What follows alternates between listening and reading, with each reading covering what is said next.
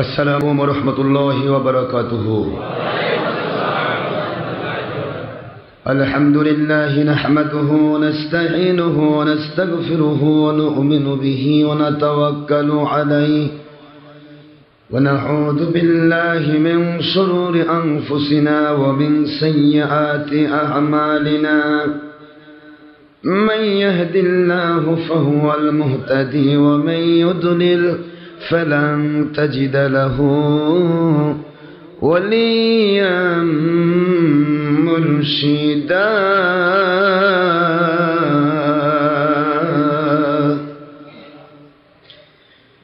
वनशहदु अन ला इलाहा इल्लल्लाहु वहदहु ला शरीका लहु वनशहदु अन्ना सय्यिदना व सनदना व हबीबना व मौलाना मुहम्मदन अब्दुहु व रसूलुहु अल्लज़ी अरसलहु बिलहक़्क़ि शाहिदन वमुबश्शिरन वनज़ीरा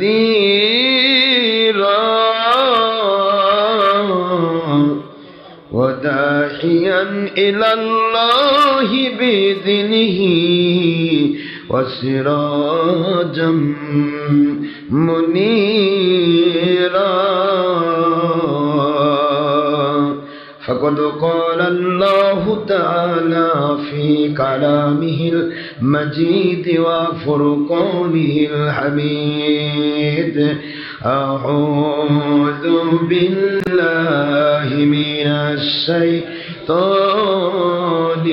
रजीम। बिस्मिल्लाहिर रहमानिर रहीम। इन्नल्लाह व मलाइकतहु युसल्लूना अलन नबी या अय्युहल्लज़ीना आमनू सल्लू अलैहि व सल्लिमू तस्लीमा। अल्लाहुम्मा सल्लि अला मौलाना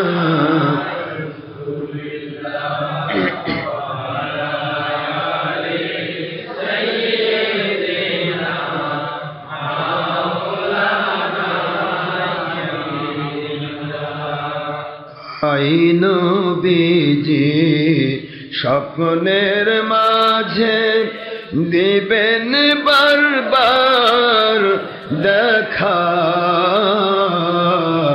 আই হাবিবি রুহানিয়তের হালে দিবেন বারবার দেখা। আই নবীজি রোজ হাসরে দিবেন মুদের দেখা।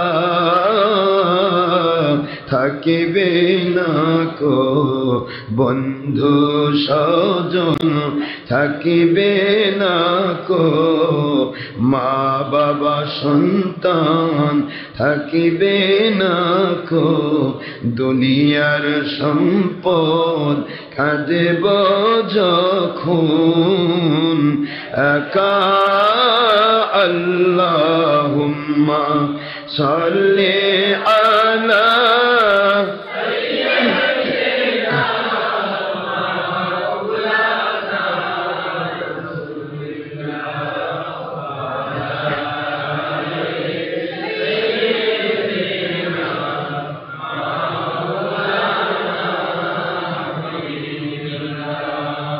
আখেরি নবীজি ওনার উম্মত আমরা কুল কায়নাতে নাই যার তুলনা।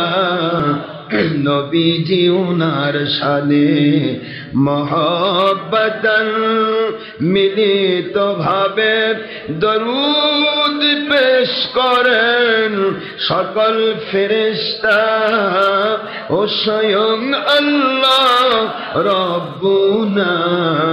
সূরা আহজাবের 56তম আয়াত কুরআন খুলে দেখো না। আল্লাহুম্মা সাল্লি আলা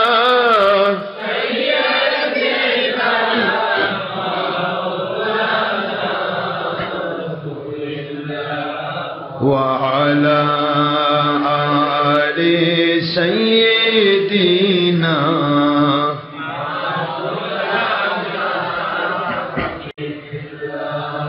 তুর পাহাড়ে মূসা নবীজি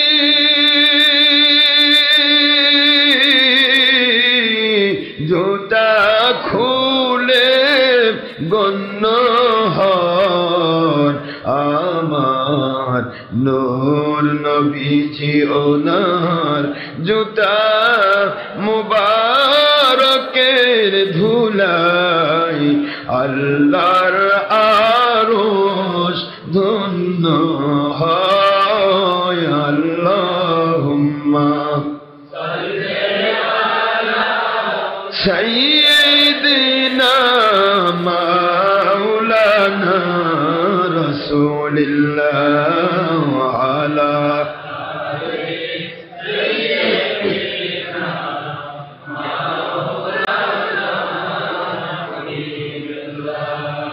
মুআজ্জাজ মুহতারাম প্রিয় সম্মানিত উপস্থিতি, মুসলমান মুমিন মুত্তাকি আমার সম্মানিত প্রিয় ভাইয়েরা, পর্দানশীলা আমার সম্মানিতা সোনামণি মা ও বোনেরা, বিভিন্ন জায়গা থেকে যারা আল্লাহর সন্তুষ্টির জন্য আল্লাহ পাক এবং নবীজি পাক সাল্লাল্লাহু আলাইহি ওয়াসাল্লামের মহব্বতে যারা এই হকের অনুসন্ধিৎস ভূমিকা পালন করে দূর দূরান্ত থেকে কষ্ট করে অর্থ ব্যয় করে সময় ব্যয় করে বিভিন্ন স্যাক্রিফাইস কোরবানি ত্যাগ তিতিক্ষার পরাকাষ্ঠা দেখিয়ে একটি দুইটি পাঁচটি মসজিদ অতিক্রম করে হলেও আপনারা উপস্থিত হয়েছেন। এই জন্য সকলের জন্য আল্লাহর কাছে দোয়া করছি, মহান আল্লাহ যেন সবাইকে আল্লাহর এই মহব্বত, নবীজির এই মহব্বতটা যেন আমাদের নাজাতের ওসিলা হিসেবে কবুল করে নেন, আমিন।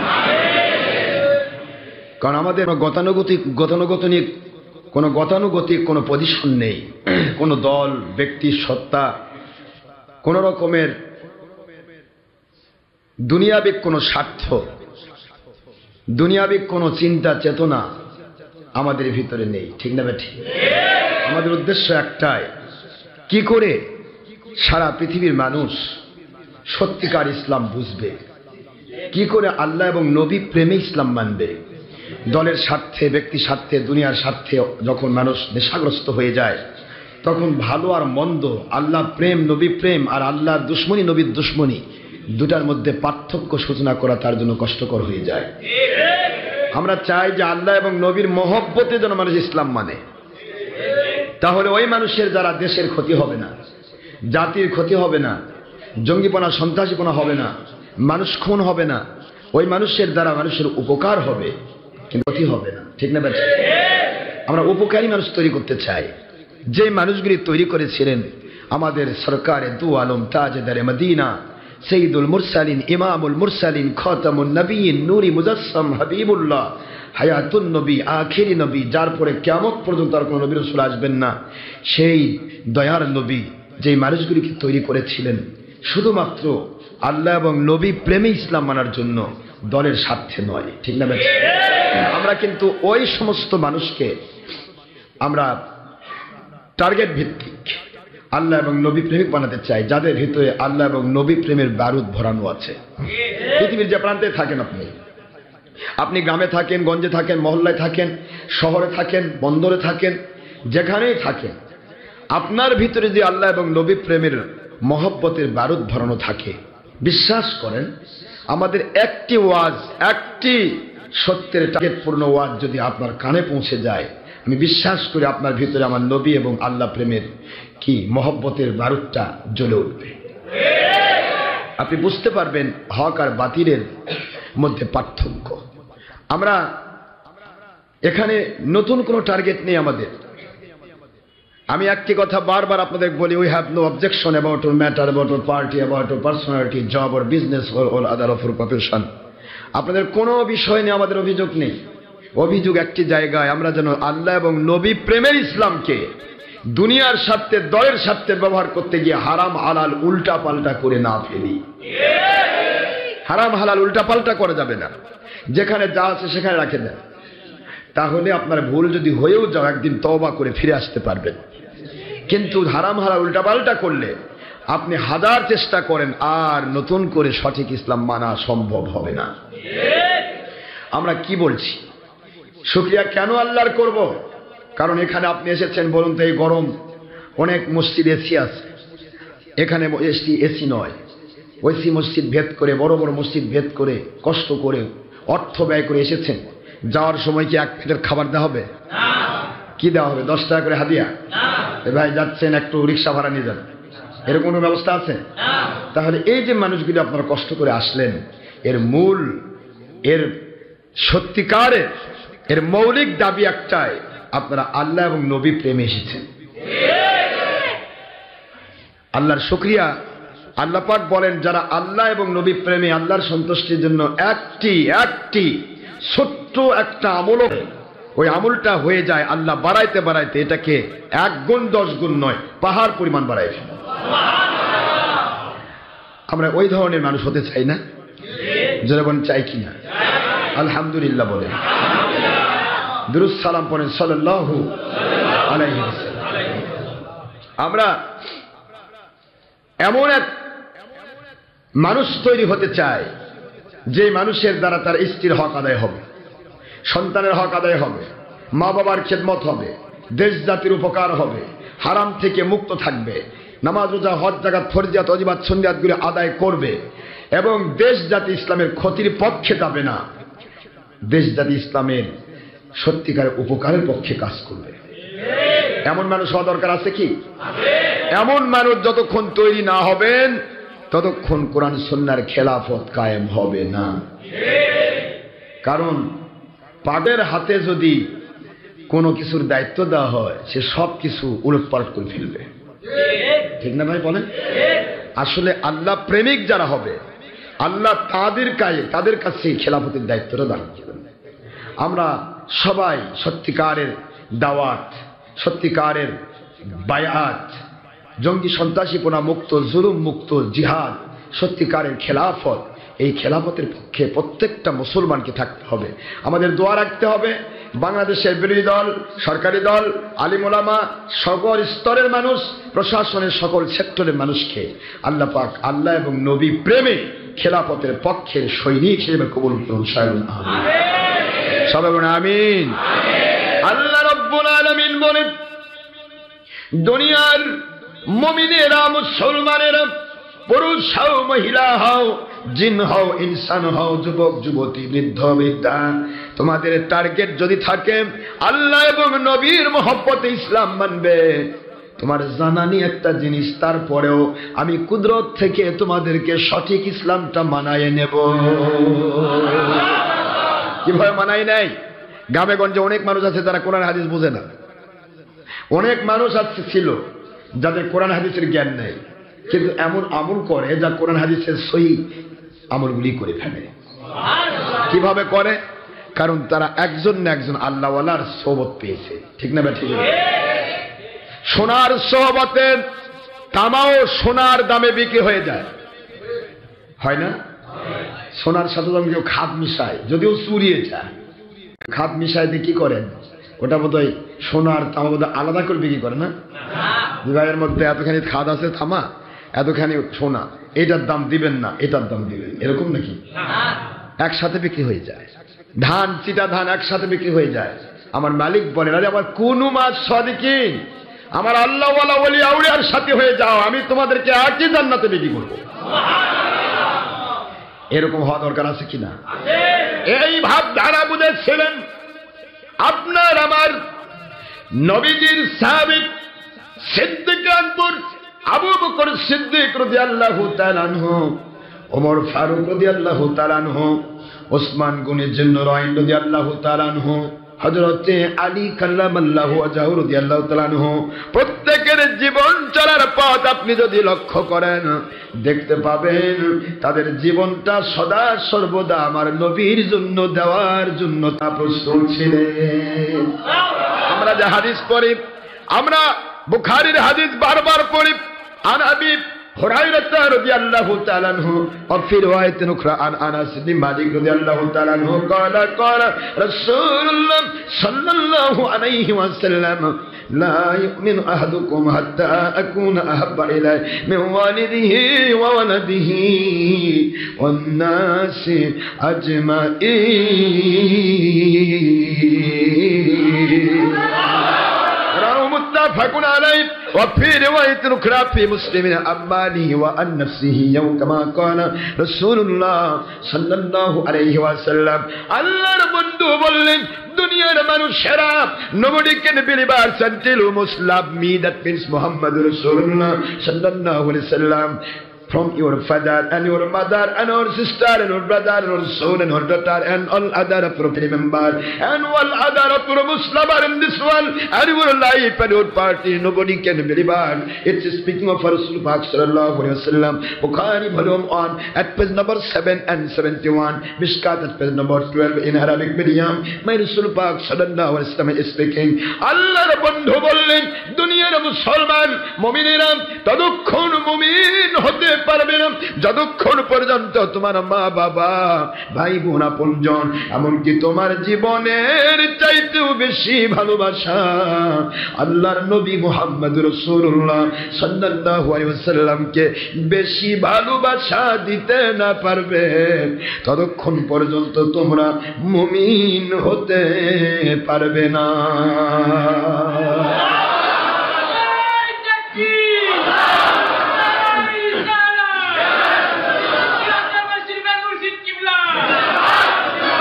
এই যে মুমিন হতে পারবে না, হুজুর কিন্তু বললেন না মাকে ভালোবাসা যাবে না, বাবাকে, তা নয়, মা বাবা সবাইকে ভালোবাসতে হবে, সবার ভালোবাসা যেখানেই থাকবে সবার ভালোবাসা থাকবে, কিন্তু সবচাইতে বেশি ভালোবাসা নবীজির থাকতে হবে। কার থাকতে হবে? নবীজির ভালোবাসা থাকতে হবে। তো নবীজির ভালোবাসা থাকলেই আল্লাহর ভালোবাসা পাওয়া যাবে। তো নবীর ভালোবাসা থাকলে, এই কথাটা আমরা বারবার বলি, কিন্তু একটু ফিকির করেছে কি আমার নবীজিকে ভালো কিভাবে বাসা যায়? অর্থের স্বার্থে ভালোবাসে কি? বাহবা পাওয়ার স্বার্থে? দুনিয়াতে দাম বাড়ানোর স্বার্থে? কেমন ভালোবাসা? ভালোবাসা দিয়েছিলেন সিদ্দিক আকবর, ভালোবাসা দিয়েছিলেন আলী কারমাল্লাহু ওয়াজহাহু, ভালোবাসা দিয়েছিলেন হযরতে বেলাল।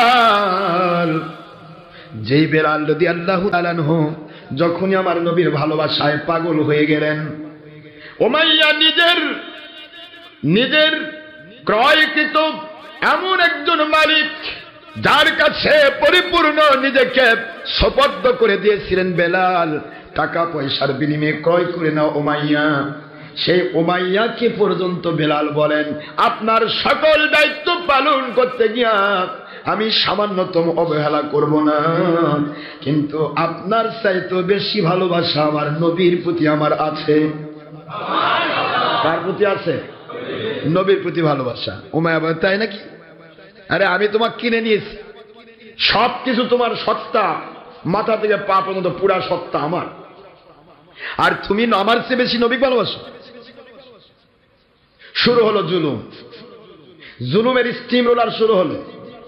সবাই ভালো করে জানেন যে তার উপরে জুলুম কতগুলো হয়েছে, সবাই জানে।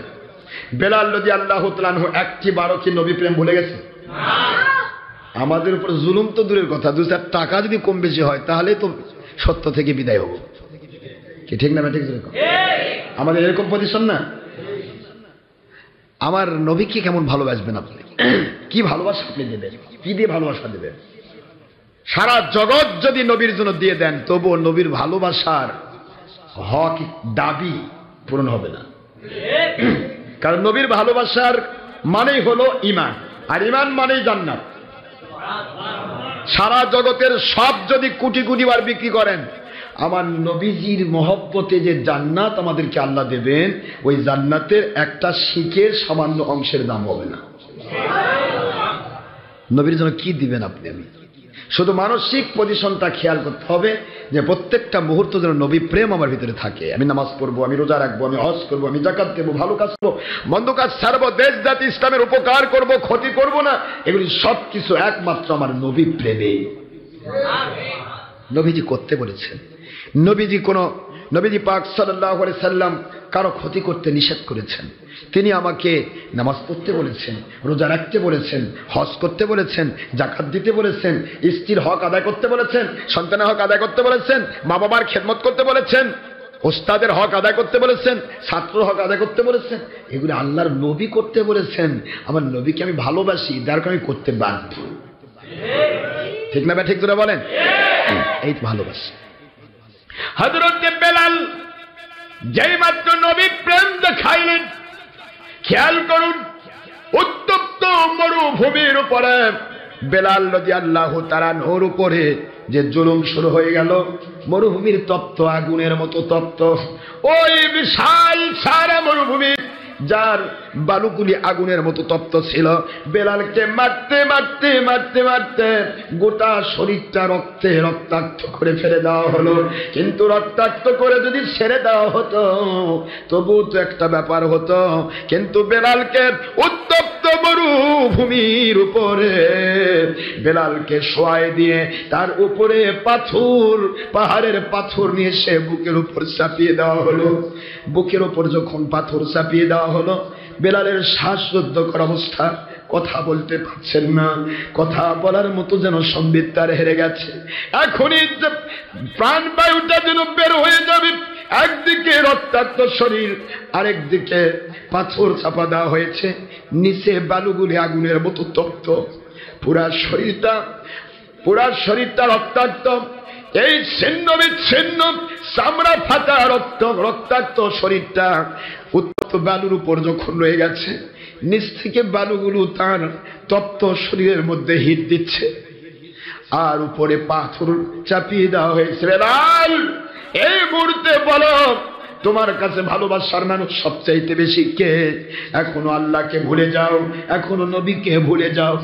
বেলাল কোনো মতে শুধুমাত্র ছোট্ট একটা শ্বাস ফেলে উপরের দিকে আল্লাহর কুদরতের দিকে মোতাবজ্জ হয়, বলে, দুনিয়ার মানুষেরা যত কথাই বলো, জীবন তো আমার একবার যাবে, কিন্তু যেই নবীকে জীবনের চাইতে বেশি ভালোবাসা না দিলে মুমিন হওয়া যায় না রে। বেঈমান হয়ে মরতে চাই না, নবীর জন্য জীবন দিয়ে দিব, তবু আল্লাহ এবং নবীকে ভুলতে পারবো না। আমরা কি? আমরা স্বার্থের একটু এদিক সেদিক হলে আমরা শতপথ ছেড়ে দিয়ে বাতির পথে দৌড়াই। বেলাল কি করছে? খালি নবী প্রেমের গল্প করলে হবে? গল্প করলে হবে না ভাইজান। নবী প্রেম কাকে বলা হয়? আল্লাহর নবীর দিকে বেলাল মুতাওয়াজ্জহ হয়ে যায়। আমার আল্লাহ এবং আমার নবীজি অবশ্যই আমাকে সাহায্য করবেন। এই মুহূর্তে আমার যদি জান চলে যায় তবু জান্নাত পাবো, কারণ জান্নাত আমার আল্লাহ পাক দান করবেন। আমার আল্লাহ রব্বুল আলামিনের দয়ায় জান্নাতে যাব, এর চাইতে বড় পাওয়ার দুনিয়াতে কিছু নাই। বেলালকে বলা হচ্ছে, বেলাল রে, এত ভালোবাসা দিয়েছ, কই তোমার নবী তো তোমার কাছে আসতেছে না। বেলাল কি বলতেছে? কাফির মুশরিকেরা, দুনিয়ার একটা ছোট্ট মাটির হাড়ি যদি তোমরা কিনতে চাও, ওই হাড়িটার মধ্যে বাড়ি দেওয়া হয়, হাড়িটা ফাটা না ভাঙ্গা না ভালো, এইটা প্রমাণ করার জন্য। কিন্তু এটা তো হাড়িটার জন্য বড় কষ্টকর। আমি আমার আল্লাহ পাকের দয়া পাবো, আমার নবীজির মহব্বত পাবো, জান্নাত পাবো, আল্লাহ পাকের এহসান পাবো, নবীর এহসান পাবো। এই জায়গা থেকে আমার আল্লাহ একটু আমাকে একটু বাজায় নেবেন না? আমাকে একটু পরীক্ষা করবেন না? আমার আল্লাহ পরীক্ষা করতে চান আমি বিপদের মধ্যেও কি আমার আল্লাহকে ভুল ভুলে যায় কিনা, আমার নবী প্রেম আমার ভিতরে থাকে কিনা। এই পরীক্ষায় যদি আমার আল্লাহ পাশ করে দেন তবে বুঝতে পারবে আল্লাহ পাক এবং নবীর দয়া বুঝতে পারবে। যেই মাত্র কথা সঙ্গে সঙ্গে আমার নবীজির পক্ষ থেকে হযরতে আবু বকর সিদ্দিক রাদিয়াল্লাহু তাআলা আনহু হাজির হয়ে গেলেন। গায়েবী মদদ এসে গেল, গায়েবী মদদ এসে গেল। আবু বকর বলে, উমাইয়া রে, একজন মানুষকে ক্রয় করলে তাকে মারা যায় না, মেরে তুমি কষ্ট দিতে পারো না। আমি বেলালকে কিনে নিতে চাই, কত টাকা তোমার প্রয়োজন তুমি আমাকে দিয়ে দাও, বেলালকে আর কষ্ট পেতে দেওয়া হবে না।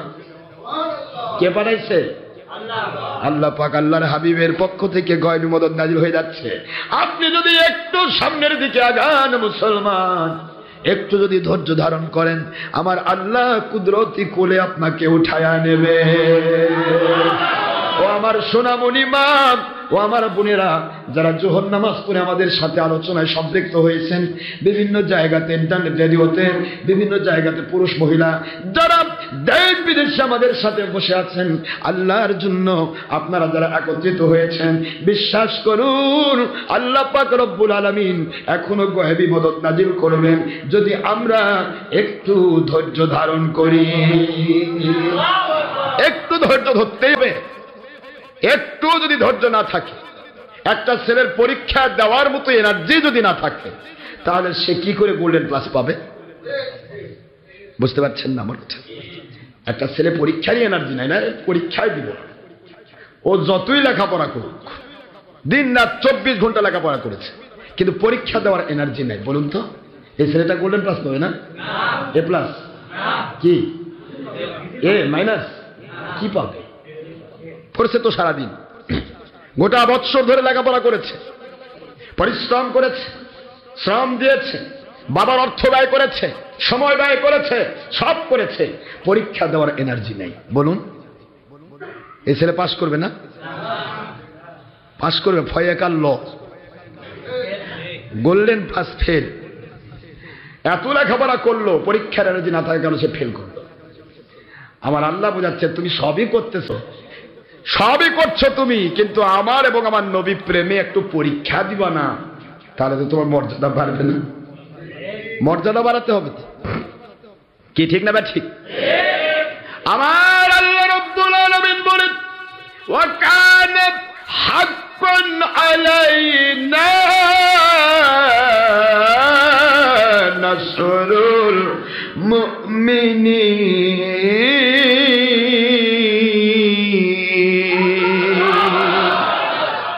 মুমিনেরা, পুরুষেরা, মহিলারা, যখনই কোনো বিপদ আসে রে, বিপদ না আসলে তোমার আল্লাহ কি সাহায্য করবে? কি বোঝেন? যখনই বিপদ আসে, যখনই মুসিবত আসে, যখনই পরীক্ষায় তোমার পরীক্ষার সম্মুখীন করা হয়, আমার আল্লাহ বলেন যারা মুমিন মুসলমান মুত্তাকি, আমি যেহেতু তাদের দায়িত্ব নিয়েছি, আমি তাদেরকে ওলি বানাই দেব। এই জন্য তাদেরকে সাহায্য করা আমি আল্লাহর দায়িত্ব হয়ে যায়। কি হয়ে যায়? দায়িত্ব কখন হবে? কখন দায়িত্ব হয় বলেন? একটা শিশু কাঁদে না, আরামে খেলতেছে, মাও আরামে কাজের মতো থাকে। আমার শিশু তো খেলতেছে, কোন রকমের দুঃখ নাই, বেদনা নাই, কষ্ট নাই, আরামে খেলতেছে সন্তান, মা দৌড় দিয়ে আসে দুধ দেয়। কথা করছেন না কেন? কি বলে?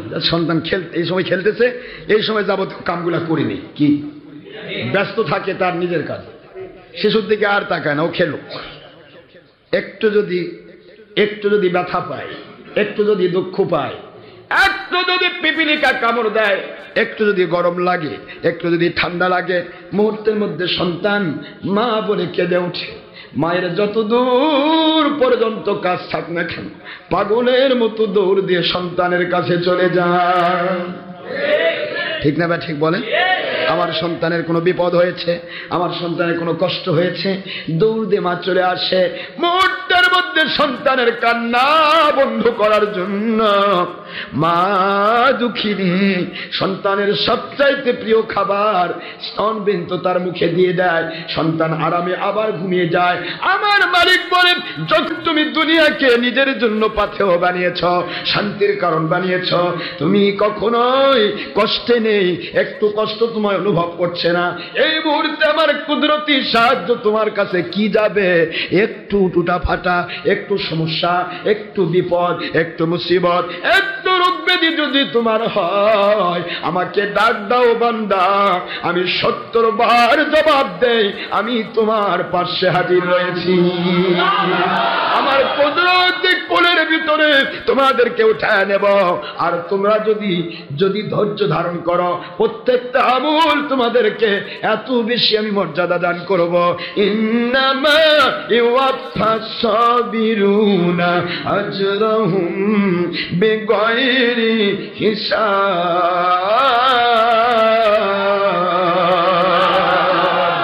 বান্দারে, ও দুনিয়ার মুমিনেরা, পুরুষেরা, মহিলারা, তোমরা যদি আমার জন্য স্যাক্রিফাইস করো, আমার জন্য কুরবানি করো, আমার জন্য ত্যাগ তিতিক্ষার পরাকাষ্ঠা দেখাও, শুনে নাও, শুনে নাও, দুনিয়ার যেখানেই থাকো না কেন, তোমার প্রত্যেকটা আমলের দাম আমি এত দূর পর্যন্ত দেব, আল্লাহ বলেন দুনিয়াবাসী গণনা করে শেষ করতে পারবে না।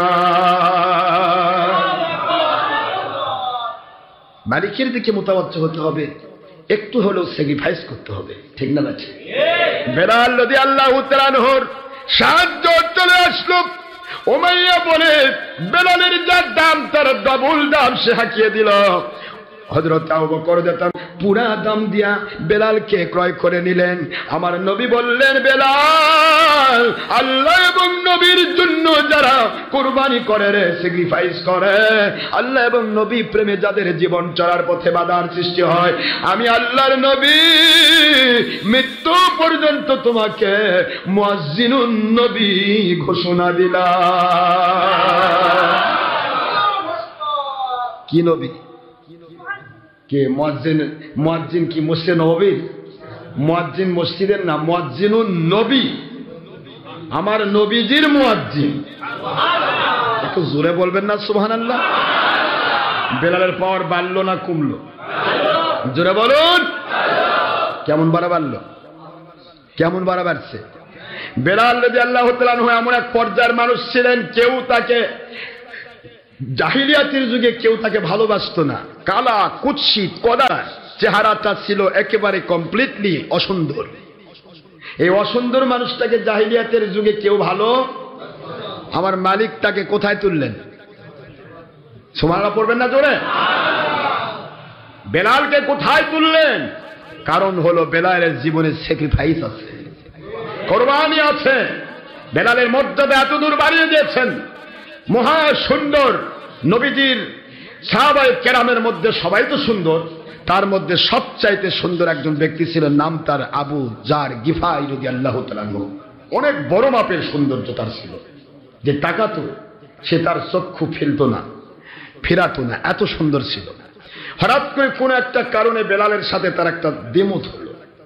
দ্বিমত হতে গিয়ে তিনি আস্তে করে শুধু বলেন, বেলাল, তোমার এত মাতবরি, মুয়াজ্জিনুন নবী না, নবীর মুয়াজ্জিন, তার তো একটু ভিতরে গরম হতেই পারে। তাই বলে সে গরম না, আমাদের মতো গরম না। মনের মধ্যে একটা আনন্দ আছে না, যে আমার নবীর মুয়াজ্জিন, আমি নবী হলেন ইমাম আর আমি হলাম মুয়াজ্জিন। একটু তো চিন্তা করছেন দাম কোথায়? নবীজি হলেন ইমামুল মুরসালিন, নবী রাসূলদেরও ইমাম, আর সেই নবী রাসূলের ইমামের মুয়াজ্জিন। দাম তো আছে না? নাই? একটু হয়তো বেলাল রাদিয়াল্লাহু তাআলা আনহুর মনের উৎফুল্লতা, আনন্দ, এই আনন্দটা হয়তোবা আবু জার গিফারিকে কোনো দিক থেকে একটু আঘাত করেছে। আবু জার গিফারি বলেন, কালো মায়ের কালো সন্তান, তার আবার কত মাতবরি। এই পর্যন্তই। কিন্তু তুমি তো কালো মায়ের কালো সন্তান, তোমার এত মাতবরি কেন? এই বলছে, আর চেয়ে বেশি না। বেলাল রাদিয়াল্লাহু তাআলা আনহুর কোথায় হিট হয়েছে আল্লাহ ভালো জানে, আল্লাহর নবী ভালো জানেন। তিনি কাউকে কমপ্লেন করতে গেলেন না। আমার নবী আবু জারকে ডাকলেন, আবু জারকে ডেকে পড়েন, আবু জার,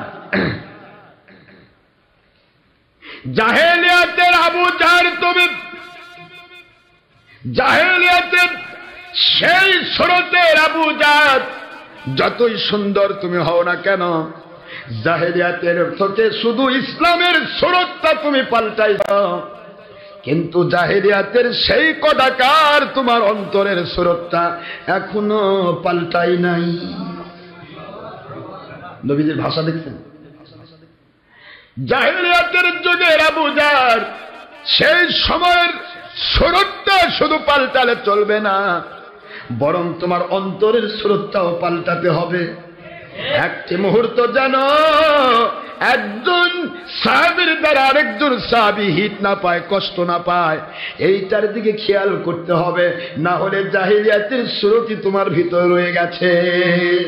এতদূর হুজুর বললেন না, আগের কথাটুকুই হুজুর বলেছেন, পরের অংশটা আমি শুধু ব্যাখ্যা করে দিলাম।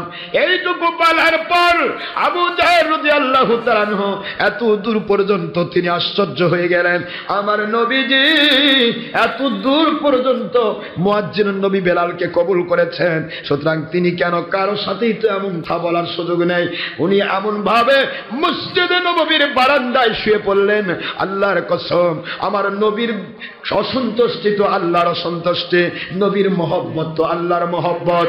নবীজি অসন্তুষ্ট হলে রে জাহান্নাম আমার জন্য হারাম হয়ে যাবে, আমার জন্য দুনিয়ায় আযাব গজব ওয়াজিব হয়ে যাবে। আমার নবীর ভালোবাসা পেতে চায়, নিজের আমিত্ব নষ্ট করে দিতে চায়। এই যে শুয়ে পড়লাম, আমার এই মসজিদে নববীর বারান্দায় শুয়ে পড়লাম, বেলাল রাদিয়াল্লাহু আনহু যতক্ষণ পর্যন্ত তার পা দ্বারা আমাকে পাড়া দিয়ে না যাবে, ততক্ষণ পর্যন্ত আমি আবু জার মসজিদে নববীর বারান্দা থেকে উঠব না।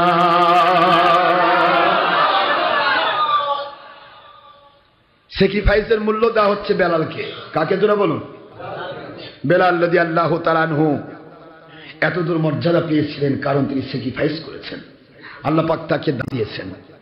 এইরকম করে মর্যাদা একজনের পর একজন আল্লাহ বাড়ায় দিচ্ছেন। জোরে বলুন সুবহানাল্লাহ। আমি আপনাদের খেদমতে বলতে চাই, কি বোঝাতে চাচ্ছি মুসলমান, একটিবার বোঝার চেষ্টা করবেন।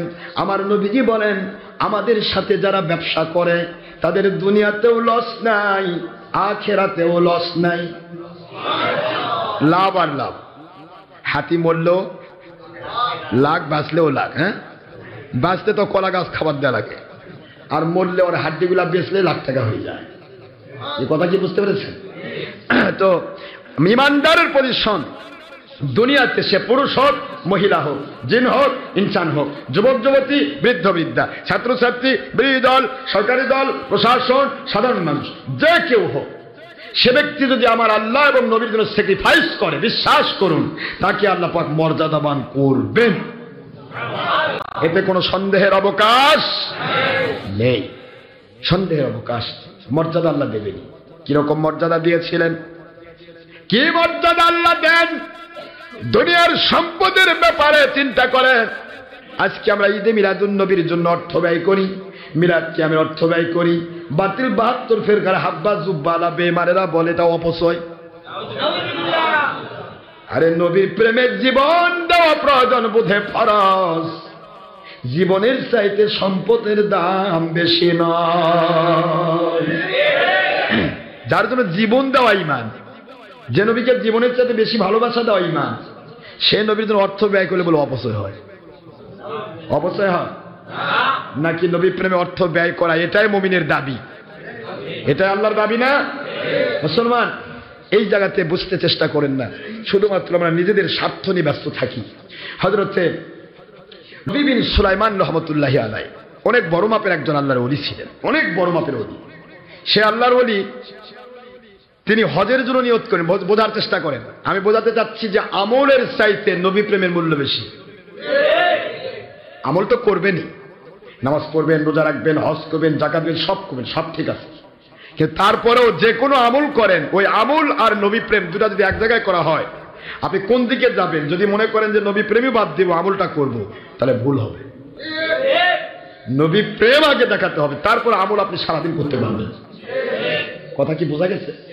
না, আমার কথা মনে বুঝতে পারতেছেন না। আচ্ছা, নবী প্রেম পর্যন্ত পরে যান। নবী প্রেম তো ঈমান। একটা মানুষকে বাঁচানো তো ঈমান না। কি কথা করছেন না? মানুষ বাঁচানো কি ঈমান? একটা মানুষ মরতেছে, বাঁচানো ঈমান? ঈমান নয়, তবে একটা আমল, ফরজ আমল। কি আমল ভাই?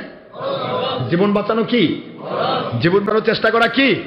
ফরজ আমল। একটা মানুষ পুকুরে পড়ছে, আপনি এদিকে নামাজে দাঁড়িয়েছেন, বলেন আপনি কোথায় যাবেন? আগে ওই লোকটাকে বাঁচাবেন না নামাজে নামাজ পড়বেন? বোঝেন আমার কথা? বুঝতেছেন নাই? আপনি একটা ছেলে আগুনে পড়ে গেছে, আপনি নামাজে দাঁড়াইছেন, আপনি নামাজে দাঁড়িয়ে আছেন, একটা ছেলে আগুনে পড়ছে, ওকে আগুন থেকে বাঁচাবেন আগে নাকি নামাজে দাঁড়াবেন? কারণ আপনি নামাজ পড়ার টাইম আছে। এই দেখুন নামাজের সময় আমরা সে আসরের নামাজের পূর্ব মুহূর্ত পর্যন্ত জোহর আর জুমা নামাজের রক্ত থাকে, আপনি যে কোনো সময় পড়ে নিতে পারবেন। কিন্তু এক মানুষ পুড়ে মরে গেলে তাকে পরে বাঁচাতে পারবেন? এক মানুষ পুকুরে পড়ে মরে গেল, তাকে বাঁচাতে পারবেন? এই জন্য আমলের চাইতে দুনিয়াতে দুইটাই আমল, জীবন বাঁচানোর চেষ্টা করাও আমল, নামাজও আমল। কথা কি বোঝা গেছে? কিন্তু জীবন বাঁচানোর চেষ্টাটাকে নামাজের উপরে প্রাধান্য দিতে হবে। এখানে খেয়াল করছেন কি? তাহলে জীবন বাঁচাই এসে তারপর আপনি নামাজে দাঁড়াই যান, আপনি সময় আছে। জীবন বাঁচানোর টাইম থাকে না। আমার নবী প্রেম ঈমান, ঈমান চলে গেলে আমল থাকে না। এই জন্য আমলের আগে নবী প্রেমকে প্রাধান্য দিতে হবে। এই কথা কি বুঝে আসে? এই জিনিসগুলো তো আজকে বাতিল ফেরকা বোঝে না। বাতিল ফেরকা বোঝে না, নবীর দুশ্মনী করবে আর আমল দেখাবে আমরা খুব আমল করি। আমল তো আপনি করেন, তো মানুষের ক্ষতি করছেন কেন? দেশ জাতির ক্ষতি করছেন কেন? ইসলামের নামে অনিসলামের কাজ হচ্ছে কেন? কারণ হচ্ছে আপনি আল্লাহ এবং নবী প্রেমে ইসলাম মানেন না। ইসলাম মানে নিজের দলের স্বার্থে, পেটের স্বার্থে, যার কারণে মানুষকে দেখানোর জন্য ইসলাম, যার কারণে এখানে উল্টাপাল্টা হয়। নবী প্রেমের ইসলাম কাকে বলা হয় একটু বোঝার চেষ্টা করুন। নবী বিন সুলাইমান রহমতুল্লাহ আলাইহি হজের নিয়ত করেছেন। কিসের নিয়ত? যারা বলুন। হজ জীবনে একবার ফরজ, যদি তার টাকা পয়সা থাকে। নবী বিন সুলাইমান তো একজন ওলি, সাহাবিতে চলে যায়। সাহাবি আলী রাদিয়াল্লাহু তাআলা আনহু সাহাবি। এই পয়েন্টগুলি মনে রাখেন, সম্ভাবনা আমি আউট করবো ইনশাআল্লাহ। আলী রাদিয়াল্লাহু তাআলা তিনি সাহাবি, জলিল কদর সাহাবি, খোলাফায়ে রাশেদার অন্যতম একজন সাহাবি, আমার নবীজির জামাতা, যার উপাধি হয়েছে আল্লাহর পক্ষ থেকে আসাদুল্লাহিল গালিব, আল্লাহর বাঘ, আল্লাহর বাঘ, এই উপাধি তার। সেই আলী রাদিয়াল্লাহু তাআলা আনহু, উনি আমার নবীজির শরীর, মাথা মুবারক তার উরুর উপরে রেখে দিয়ে হুজুরকে রেস্ট করাচ্ছেন। হুজুরকে রেস্ট করাচ্ছেন, খুব বোঝার চেষ্টা করুন। হুজুরকে রেস্ট করাচ্ছেন। আজকে বাতিল বাহাত্তর ফেরকা বলে নবী প্রেমের কোনো কথা, গল্প কোরআন হাদিসে নাই। আরে নবী প্রেম সারা কোরআন হাদিসে কোনো কথাই নেই। নামাজ পড়বেন তাও নবী প্রেমে। আল্লাহ তো বলে নাই সল্লু কামা রাআইতুমুল্লাহ, আল্লাহ যেভাবে নামাজ পড়তে দেখো ওইভাবে নামাজ পড়ো, কি আছে নাকি? সল্লু কামা রাআইতুমুল কোরআন রাআইতুমুল হাদিস, কোরআন হাদিসে যেভাবে নামাজ পড়া দেখো ওইভাবে নামাজ পড়ো, আছে?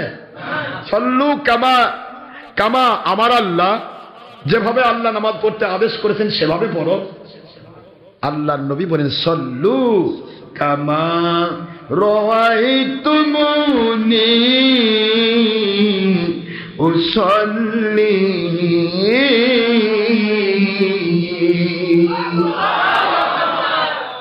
নামাজ সেভাবে পড়ো যেভাবে আমাকে পড়তে দেখো। কেন ভাই? নামাজ তো আল্লাহর, নবী দেখবেন কেন? এই যে মহা মুসিবত হয়ে গেল। ইমানের পরে তো প্রধান সেক্টর নামাজ। আল ওযু মিফতাহুস সালাত ওয়াস সালাতু মিফতাহুল জান্নাহ। ওযু হচ্ছে নামাজের চাবি, নামাজ হচ্ছে জান্নাতের চাবি, সহিহ হাদিস। তাহলে নামাজ জান্নাতের চাবি। নামাজ পড়ছেন আপনি, তা আল্লাহর জন্য পড়বেন, নামাজ তো আল্লাহর জন্য। কিন্তু নবীর দেখা লাগবে কেন?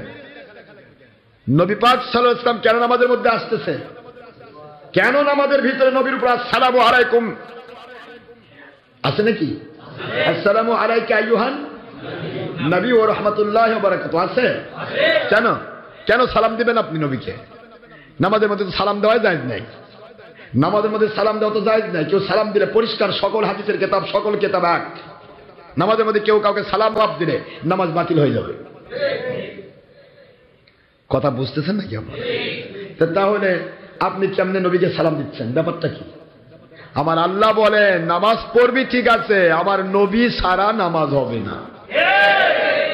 জান্নাতে যাবি ঠিক আছে, নামাজ জান্নাতের চাবি, নামাজ জান্নাতের চাবি ঠিক আছে, কিন্তু নামাজ কবুল হওয়ার চাবি আমার নবীর প্রেম। নবীর প্রেম ছাড়া তোর চাবি আসবেই না। আমি শুধু নামাজ দিয়ে বুঝাইলাম। এরা কয় যে নবীর প্রেমের কোনো গল্পই নাই বলে, কোনো কথাই না। কি আশ্চর্য! আমি যাব কোন দিকে, কথা তো বলে শেষ করতে পারি না। আমি ইউসুফ আলাইহিস সালাতু ওয়াস সালাম সূরা ইউসুফ তুলেছি, আমি বলবো, সময় পাচ্ছি না। শুধুমাত্র এইটুকু বলি, আপনাদেরকে 5 পাঠ বোধ ইউসুফ আলাইহিস সালামের কথা শোনাইছি, তাই না? সবেমাত্র আমরা সূরা ইউসুফের 20 নম্বর আয়াত পর্যন্ত গেছি,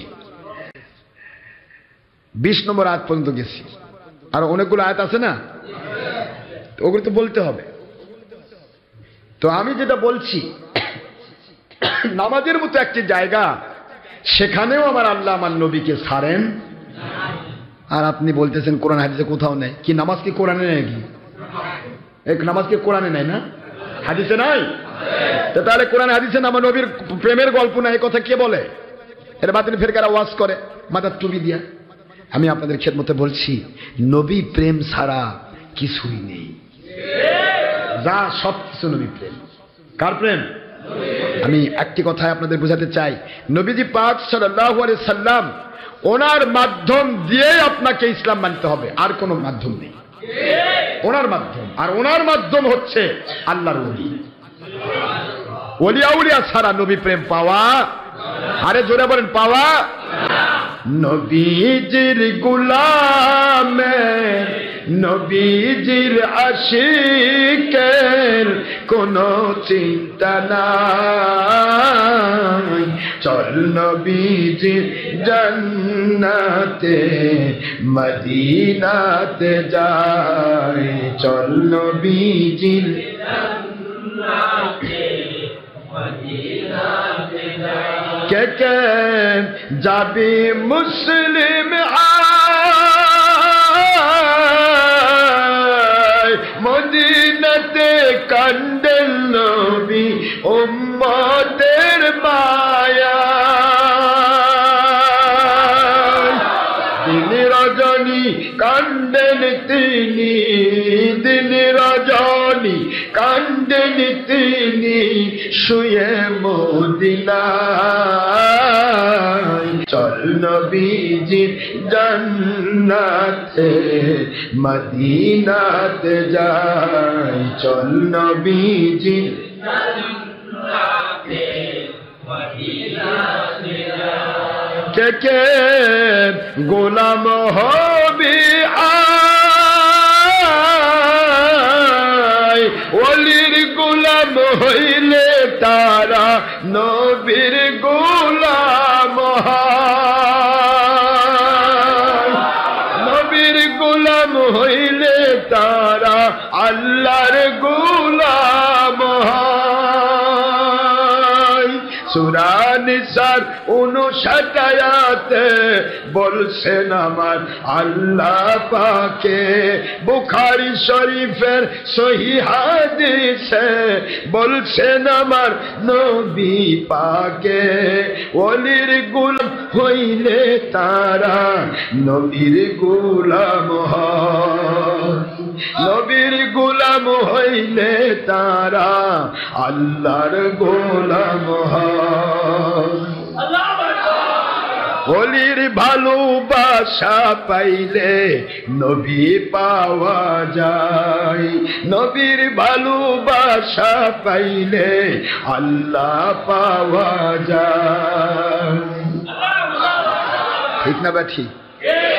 ওলির সাথী হইলে তারা ওলি হয়ে যায়।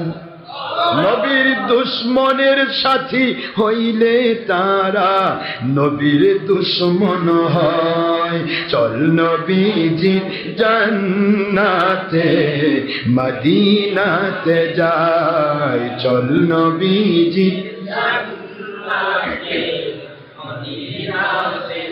কে কে যাবে মুসলিম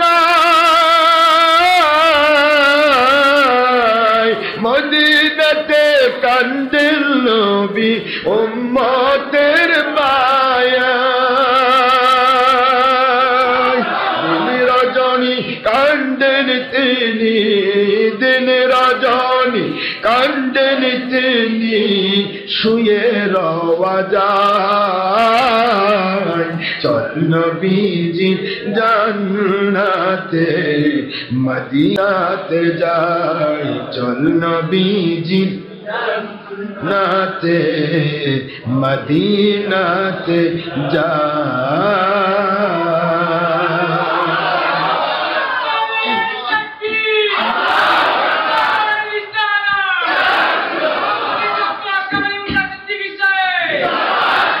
নবীর গোলামি ওলির গোলামির কথা বললে আজকে বাতিল 72 হেংচি কাটে, কয় একমাত্র আল্লাহর গোলাম, আর কারো গোলাম হওয়া যাবে না, আর কারো গোলাম হওয়া যাবে না। আবার চাকরি কর্মকর্তারা আমাকে জি স্যার করতে কিন্তু মুখ দিয়ে ফেনা ওঠে। কথা বলছেন না কেন? একটা স্যারের আন্ডারে চাকরি করে 10,000 টাকা মাস বেতন পায়, এর জন্য স্যার করতে, স্যার যা বলে তাই শোনে। স্যার যদি কয় এখানে দাঁড়িয়ে থাক, ওখানে থাকে, এটা গোলামি নয় না? কথা বলেন না কেন? এটা কি বন্ধু, কি দেখ? হায় হায় হায় মুসলমান, দুনিয়ায় যে কোনো কাজ করবেন চিন্তা ভাবনা করে কথা বলবেন, অযথা একটা কথা বলবেন না। নবীর গোলাম হওয়া যাবে না, ওলির গোলাম হওয়া। এক এলাকায় এমন একটা অবস্থা হয়েছে, একজনের নাম গোলাম মুস্তফা, কই মুস্তফার গোলাম বলে তো সেরেক হয়ে যাবে। মোহাম্মদ সাল্লাল্লাহু গোলামি কাটে দাও দিয়ে কি করা লাগবে? গোলাম মাওলা বলা লাগবে। এখন মাওলার সাথে ওরা না লাগাই দিছে মাওলানা। কি কথা বলেন না কেন? তাহলে গোলাম মাওলানা হয়ে গেল, মৌলবীর গোলাম। মাওলা তো আল্লাহর নাম, কিন্তু আমাদের নাম তো মৌলানা আছে না? মাওলানা আছে নাকি? আছে নাকি না? মাওলানা তো কি মৌলা, গোলাম মাওলা বলা যাবে, কিন্তু গোলাম মুস্তফা বলা যাবে না। কারণ গোলাম মুস্তফা হলে নবীজির গোলাম হয়েছে জান্নাতে হবে, আর এই 2 নম্বর মৌলানার গোলাম হলে একসাথে নিয়ে জান্নাতে যাবে, জাহান্নামে যাবে। বাতিল 72 ফেরকার আন্ডারে যদি চলে যান, মৌলানা তো সবাই, মুফতি, মুহাদ্দিস, মুফাসসির, বুলবুলে বাংলা, তুলতুলে বাংলা, তারপরে আপনার অমুক তুমুক, শেষ পর্যন্ত লাস্টে কয় কুকিল কুণ্ঠি। শেষ কণ্ঠ লাগা যায় কুকিল কুণ্ঠি। কুকিলের মতো কণ্ঠ হয় নাকি? কুকিল কি মানুষের দামি নাকি? কত কি লাস্টে গিয়ে হক্কানি রব্বানি সারা গাও চুলকানি। কি ওয়াজ? নবী আমাদের মতো। কি ওয়াজ? নবীর গোলাম হওয়া যাবে না, নবীর গোলাম হওয়া যাবে না। কি আশ্চর্য! আল্লাহ বলেন আতিউল্লাহ, আমার গোলামি করো, আতিউর রাসূল, নবীজির গোলামি করো, উলিল আমরি মিনকুম, আমি এবং আমার নবীকে যারা মানার মতো মানে ওই ওলি আউলিয়ার গোলামি করো। আমার আদেশ, কার আদেশ? আল্লাহর আদেশ। সূরাতুন নিসা 60 নম্বর আয়াত শরীফ পরিষ্কার। আল্লাহ বলেন আমার আদেশ, আমার গোলামি করতে হলে আমার নবীর গোলাম হতে হবে, নবীর গোলামি করতে হলে আমার ওলিদের গোলামি করতে হবে। আল্লাহ আদেশ দিচ্ছেন, আর দেড় বেচারি মুন্সি আর তাদের ভক্ত 1.5 নম্বর মানুষেরা, তারা কয় বাবা আমি এক আল্লাহর গোলাম। আল্লাহ কয় তুই কয় নম্বর গোলাম রে? তুই কয় নম্বর গোলাম আমার? আমি বলছি আমার নবীর গোলামি কর, আর তুই বলছিস আর কারো নয় আল্লাহ, খালি আপনার গোলামি করবো। এ তো ইবলিস হয়ে গেলি তুই। ইবলিস তো একই কথাই বলেছিল, আল্লাহ একমাত্র আপনার গোলামি করবে ইবলিস, আর কারো নয়। আল্লাহ কয় আমার আদেশ, আমার গোলামি যদি করতে চাস আমার আদেশ মানতে হবে। হযরত আদমকে সেজদা কর, কয় আল্লাহ তা মানবে না ইবলিস। কি হলো? আল্লাহ মানবেন, আল্লাহর আদেশ মানবেন না। আল্লাহ বলতেছেন নবীর গোলামি কর, আল্লাহ বলতেছেন ওলির গোলামি কর, তাহলে আমার গোলাম হতে পারবি। জোরে বলুন সুবহানাল্লাহ। কিন্তু কি হচ্ছে? কিন্তু নামাজে যা ঠিক গোলামি হচ্ছে। একজন প্রধানমন্ত্রী, একজন প্রাইম মিনিস্টার, যে কোনো দরবারের, যে কোনো দেশের, একজন রাষ্ট্রপতি, যে কোনো দেশের, যদি একজন সাধারণ যেই বলবি আমাদের মতো বলে নবীকে বড়ের মতো বলে, মাটির মানুষ বলে হারাম কাজে ব্যস্ত থাকে। এমন একটা মৌলবীর পিছেও যদি নামাজে দাঁড়িয়ে যায়, রাষ্ট্রপতি বলবে I am president of this world, আমি গোটা জগতের রাষ্ট্রপতি, সুতরাং আমি তোর আগে সেজদা দিতে চাই। কি কোন হবে? আমি ইমামের আগে সেজদা মারব, হবে? মুসল্লিরা বলবে কোন পাগল কোত্থেকে আসলো, নামাজে আসছে আবার সেজদা আগে মারে কেন? কি কথা ঠিক না? এটাই হবে না? স্বয়ং যে কোনো দেশের যে কোনো জাতির মানুষ হোক, তিনিও যদি একজন ইমামের পিছনে যায়, ইমাম সেজদা দিলে তাকে সেজদা দিতে হয়। আমার আল্লাহ বলেন, ইমামের গোলাম হ, তারপরে আমার গোলামি করি। আগে ইমামের গোলামি কর। ইমাম সেজদা না দিলে তুমি সেজদা দিতে পারবে না। ইমাম রুকুতে না গেলে তুমি রুকুতে যেতে পারবে না। ইমামের রুকুর তাসবিহ শেষ হয়ে গেছে, তাসবিহ ইমামের তাসবিহ পড়া শেষ হয়ে গেছে, দাঁড়িয়ে গেছে, তুমি আর বসে থাকতে পারবে না। তোমার যদি তাসবিহ একবারও পড়া না হয়, ইমামকে মানা ওয়াজিব, তাসবিহ পড়া সুন্নত, সুন্নত বাদ দিতে হবে, ওয়াজিবের দিকে দৌড়াতে হবে। নামাজের ভিতরে এখন বাতিল ফেরকা কিছু মানুষ আছে, ইমাম দাঁড়ায় গেছে, ওই সেজদাত পড়ে আছে। কি সেজদা আলা? আরে কথা বলছেন না কেন?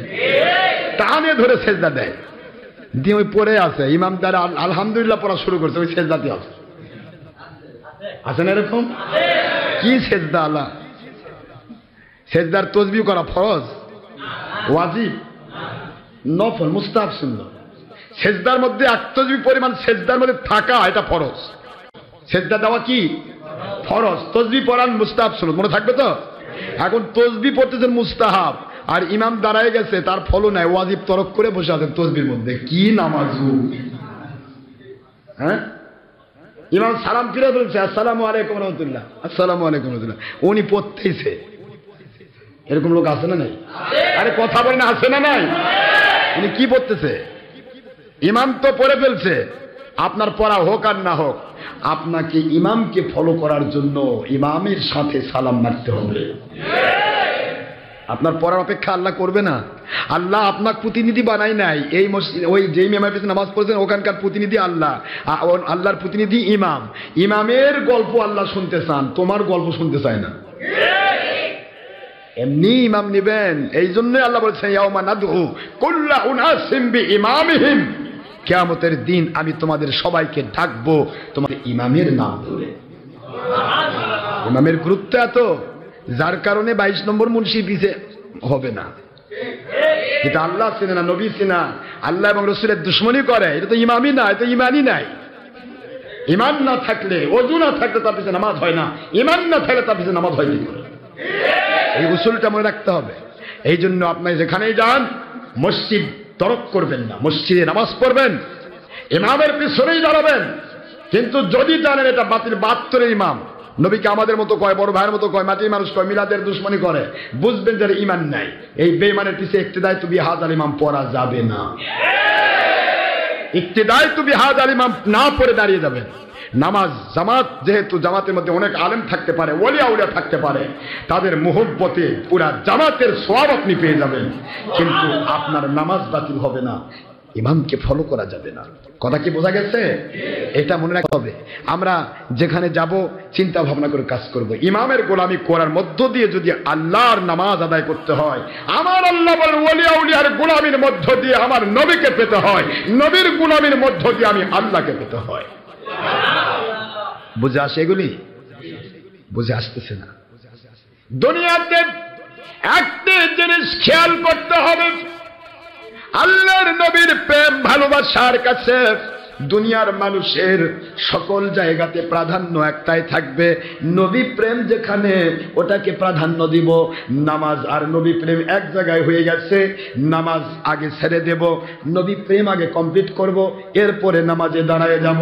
রোজা এবং নবী প্রেম এক জায়গায় এসে গেছে, রোজা ফরজ আমল, নবীর প্রেম ইমান, ইমান না থাকলে ফরজ নফল কোনোটাই হয় না।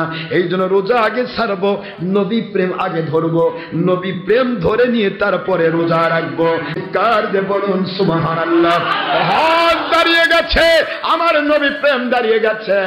নবী প্রেমকে প্রাধান্য দেব, হজটাকে আগে ছাড়বো, এরপরে নবী প্রেম ধরে নিয়ে হজের মধ্যে ঢুকে যাব, নবী প্রেম ধরে নিয়ে যাকাতের মধ্যে ঢুকে যাব, নবী প্রেম ধরে নিয়ে পীরের মহব্বত করব, নবী প্রেম ধরে নিয়ে দুনিয়ার কোনো ফেরকাকে মহব্বত করব।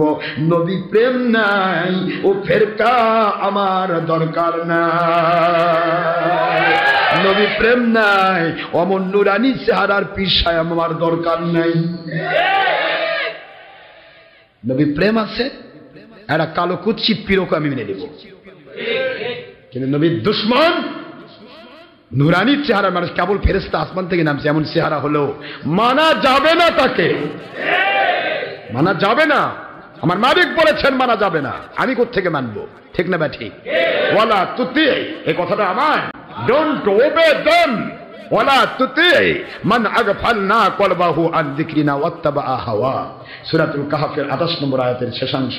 আল্লাহ বলেন, যারা আমার জিকির যাদের ভিতরে নাই, যারা জিকির থেকে গাফিল, যারা আল্লাহ এবং রাসূলকে মানতে গিয়ে উদাসীন, হালাল হারাম উল্টা পাল্টা করে, নবীর সুন্নাতকে বিবর্জিত জীবন যাপন করে, ওই মানুষগুলিকে তোমরা মেনে নিও না।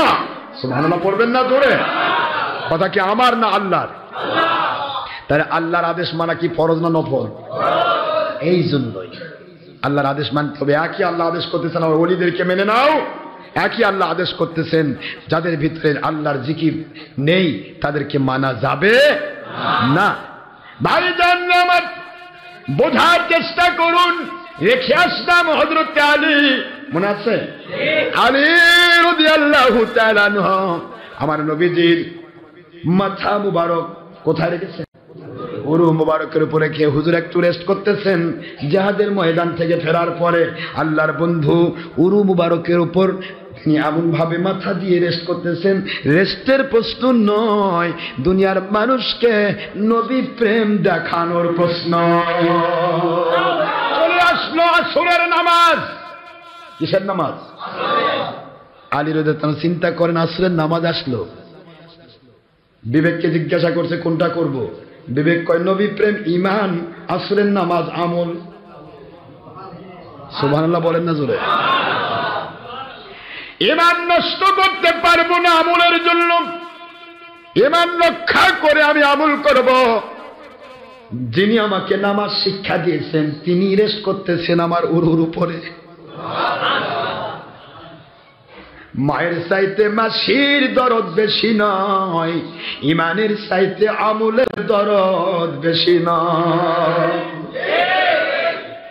আমল দেখাচ্ছে নাই রে আমল আল্লাহ।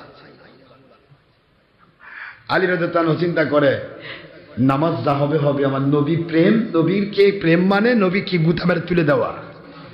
নবী ওঠেন, এখন আমি নামাজ পড়বো। কেন বলেন তো কি হবে এখানে? কোরআনে তো আদেশ আছে আকিমুস সালাত, নামাজ আদায় করো, আল্লাহর আদেশ। নবী পাক সাল্লাল্লাহু আলাইহি ওয়াসাল্লাম ঘুমাইলে তাকে তুলে দেওয়া যাবে না, এরকম কত কোরআনে নেই? আছে?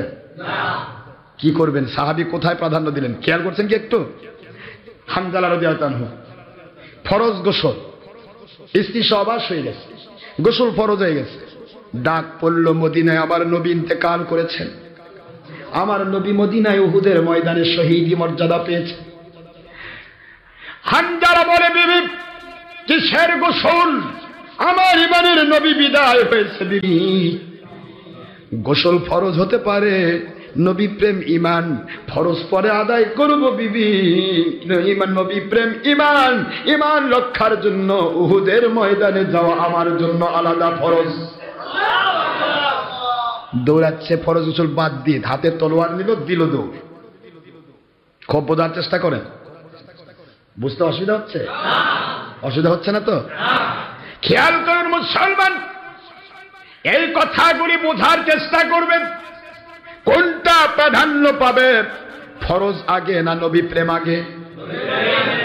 তাহলে ফরজ আমলি নবী প্রেমের মোকাবেলায় টিকতেছে না, সেখানে নফল ইবাদতের জন্য বাতিল দলের পিছে কেমন করে দৌড় দিতে পারবে? একটু কি মাথায় চিন্তা হয় না? যা করছেন করেন, কিন্তু একটু প্লাস মাইনাস করে নেবেন, দিকে তাকাবেন না। আমি 1:30 থেকে 1:45-র মধ্যে নামাজ পড়ার চিন্তা আমার আছে, কিন্তু যেহেতু 2টা পার হয়ে গেল, বোঝাতে চাই মুসলমান, একটিমাত্র ঘটনা দিয়ে আপনাদেরকে বোঝাতে চাই, নামাজের টাইম 3:15 পর্যন্ত আওসাত ওয়াক্ত, মধ্যম ওয়াক্ত, বুখারী মুসলিমের ভাষায় উত্তম ওয়াক্ত। 1:30 থেকে কয়টা পর্যন্ত? 1:30 থেকে 3:15 পর্যন্ত বড় দিনে, ছোট দিনে 1:15 থেকে 2:45 পর্যন্ত, মনে থাকবে তো? এটা হলো আওসাত ওয়াক্ত, মধ্যম ওয়াক্ত। এরপরে আসরের আযান পর্যন্ত সেটা হচ্ছে আখির ওয়াক্ত। আখির ওয়াক্তেও নামাজ জায়েজ আছে, যদি কোনো কারণে আপনি কোথাও গেছেন নামাজ পড়তে পারেন নাই, আযানের পূর্বমুহূর্ত, আসরের আযানের পূর্বমুহূর্ত পর্যন্ত জোহর জুমা আদায় করিলে আদায় হয়ে যায়। সুতরাং কখনো শয়তান যেন ধোঁকা না দেয়, নামাজের সময় পার হয়ে গেছে পারে আর নামাজের দরকার নেই, থাক ওরা কালকা পড়বো। শয়তানকে ঠিক আছে কাল পর্যন্ত বেঁচে নিয়ে আগে তারপর দেখা যায়। কি কথা বুঝতেছেন আপনারা? এরকম কখনো মনে করবেন, নামাজের টাইমটা দেখতে হবে। কষ্ট হচ্ছে আপনাদের? রেখে এসেছি, খেয়াল করেন। আলী রাদিয়াল্লাহু আনহু কি বিচার করবেন? হযরত হানজালা কোথায় দৌড় দিচ্ছেন, তার প্রতি আল্লাহর কুদরতের আওয়াজ কি হচ্ছে, আলীর জন্য কি কুদরতি আওয়াজ হচ্ছে। এবার চলে যান হযরতে ইমাম আল্লাহর ওলি রবি বিন সুলাইমানের দিকে। রবি বিন সুলাইমান রহমতুল্লাহ আলাইহি হজের নিয়ত করলেন। কিসের? মনে আছে? কিসের নিয়ত করছে? হজের টাকা দেওয়ার জন্য, কাফেলায় দেওয়ার জন্য। আল্লাহর ওলি তার একটা সুন্দর ব্যাগের মধ্যে টাকা উঠায় নিয়েছেন, দিরহাম। কি বলেন? দিরহাম। তৎকালীন সময় দিরহাম টাকা চলতো, রূপার টাকা। কিসের? রূপার টাকাকে দিরহাম বলা হয়। প্রায় 1 ভরি রূপা। দিরহাম 1 ভরি সোনা।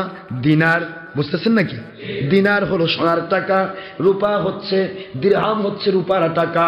রূপার টাকা তখন সেই সময়ে লাগতো, বেশি টাকা লাগতো না, মাত্র 600 মতান্তরে 650 দিরহাম। 650 দিরহাম দিয়ে হজের টাকা জমা দিলেই হজ করা যেত। আল্লাহর ওলি রবি বিন সুলাইমান রহমতুল্লাহ আলাইহি হজের নিয়ত করে নিয়েছেন, চলে যাবেন টাকা দেওয়ার জন্য। টাকা দেওয়ার জন্য ব্যাগের মধ্যে, থলের মধ্যে 650 দিরহাম টাকা নিয়ে, দিরহাম নিয়ে তিনি কাফেলাকে দেওয়ার জন্য যাচ্ছেন। যাওয়ার পথে রাস্তায় দেখতে পান বসরা আর কুফার মাঝখানের বিশাল ওয়েলরে স্টেট, বিশাল বড় স্টেট, বড় রাজপথের এক সাইডে দেখা যায় একটি জায়গায় একটা দুম্বা, মরা দুম্বা পড়ে আছে। মরা দুম্বা থেকে একটা বোরকা পরিহিতা ফাটা বোরকা, সেরা বোরকা, কিন্তু পূর্ণ পদ্মানশীলা মহিলা, হাত পা কিছুই দেখা যায় না।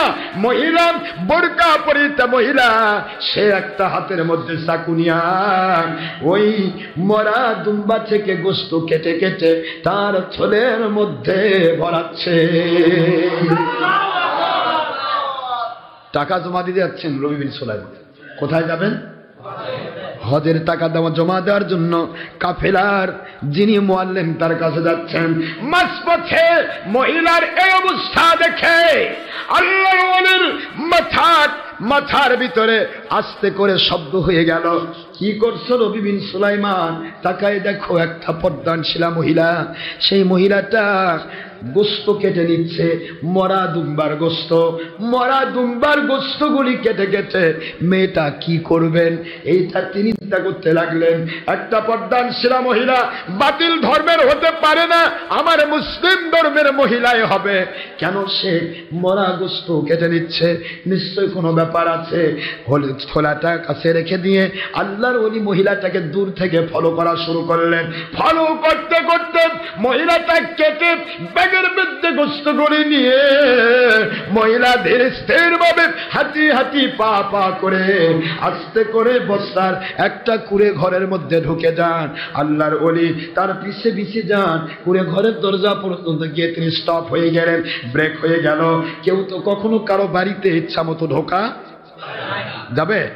কার বাড়িতে কি সমস্যা আছে? কি হচ্ছে এখানে? বাড়িতে ঢোকার নিয়ম হলো প্রথম সালাম দিবেন, সালামের জবাব আসলো না। দ্বিতীয়বার সালাম দিবেন, জবাব পাওয়া গেল না। তৃতীয়বার সালাম দিবেন, জবাব পাওয়া গেল না। আর ঢোকার চিন্তা করা যাবে না। এবার নবীর সে বুঝবেন আমাকে আমার রাস্তা দেখতে হবে। আর 3 বার সালামের ভিতরে যদি আপনাকে সাড়া দেওয়া হয়, বোঝা যাবে পরিবারের মধ্যে মানুষ আছে, অথবা তারা কোনো সমস্যায় নেই, খুলে দিচ্ছে আপনার হুকুম, আপনাকে তারা রিসিভ করবে। বিভিন্ন দিক চিন্তা করতে হবে। যদি আপনি জোর করে ঢুকতে চান, আল্লাহর নবীর সুন্নতের খেলাফ হয়ে যাবে, আল্লাহ পাক নাখুশ হয়ে যাবে। সিস্টেম আছে না? না, আল্লাহর ওলি সেখানে যে থমকে দাঁড়িয়ে গেলেন, ভিতরে ঢুকতে পারলেন না। যেই মাত্র মহিলাটা ঢুকলো, আস্তে করে কান লাগিয়ে আল্লাহর ওলি শুনতে পাচ্ছেন ছোট্ট ছোট্ট মাসুম কণ্ঠের আওয়াজ, বারবার মা মা বলে ডাকে। ও আমার মা, 3 দিন ধরে খাই না মা, একটু খাবার দেবেন কি? আমরা তো ক্ষুধায় অস্থির হয়ে গেছি মা। কষি কষি কণ্ঠ, ছোট্ট ছোট্ট মাসুমের কণ্ঠ, আওয়াজ আসতেছে। আল্লাহর ওলি 2 চোখের পানি ছেড়ে দিয়ে কাঁদে, রে রবি বিন সুলাইমান, তুমি যাচ্ছ হজ করতে, ছোট্ট শিশুরা তারা না খেয়ে মরা গোশত খেতে চলেছে। মুসলমান প্রতি বছর হজ করতে যান ভাই, আমার কোনো আপত্তি নাই। আপনার জীবনে একবার হজ করা ফরজ, প্রতি বছর কেন যাচ্ছেন? ওই টাকাটা গরিবদেরকে দান করলে কি চলে না? কিন্তু তা তো উদ্দেশ্য নয়। উদ্দেশ্য হলো 10 হাজিতে 1 হাজি ফ্রি, তার সাথে ডাল ফ্রি, ভত্তা ফ্রি, তার সাথে আপনি যাবেন। আপনি যে প্রতি বছর 10টা করে সোনার বিস্কুট নিয়ে আসতে পারলে মেলা টাকার মালিক হওয়া যাবে। এটা তো ব্যবসা, এটার নাম তো হজ নয়। আপনি প্রতি বছর হজ যাচ্ছেন টাকা নেওয়ার জন্য। ও আমার পুরা এলাকার, পুরা মধ্যপ্রাচ্য প্রতীচ্য সমস্ত পাশ্চাত্যের ধনকুবের মুসলমানেরা, আমরা বাংলাদেশ থেকে ফকির এসেছি, অনেকগুলি আমাদের মাদ্রাসা আছে, দয়া করে আমাদের ভিক্ষা দেন, ডলার দেন, রিয়াল দেন। কি কোনো টাকা আসতেছে, ডলার, রিয়াল, লাখ লাখ কোটি কোটি টাকা পকেটে নিয়ে আসলেন, মাদ্রাসার নাম করে এসে ভাঙ্গা এক মাদ্রাসায় 1.5 টাকা দিলেন, বাকিগুলো আপনার ব্যাংক ব্যালেন্স হয়ে গেল। এটা তো হজ নয় ভাইজান, এটা দেশ বিদেশের ভিক্ষা হালাল করার উদ্দেশ্য। হজ তো আপনি একবার করবেন জীবনে। কয়বার? একবার হজ করবেন।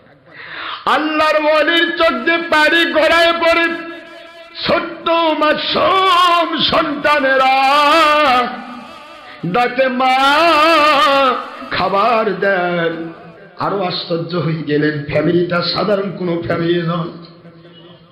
মেয়েটি বলতেছে, মা, তোমাদের আব্বা আওলাদে রাসূল, আল্লাহর নবীর আওলাদ। আওলাদে রাসূলগণ কখনো ভিক্ষা নিতে পারে না, সদকা নিতে পারে না, যাকাত নিতে পারে না। মা, তোমাদের আব্বা জান ছিলেন আওলাদে রাসূল। আজকে তিনি যদি থাকতেন তোমাদেরকে পেট ভরে খাওয়ানোর ব্যবস্থা করতে পারতেন।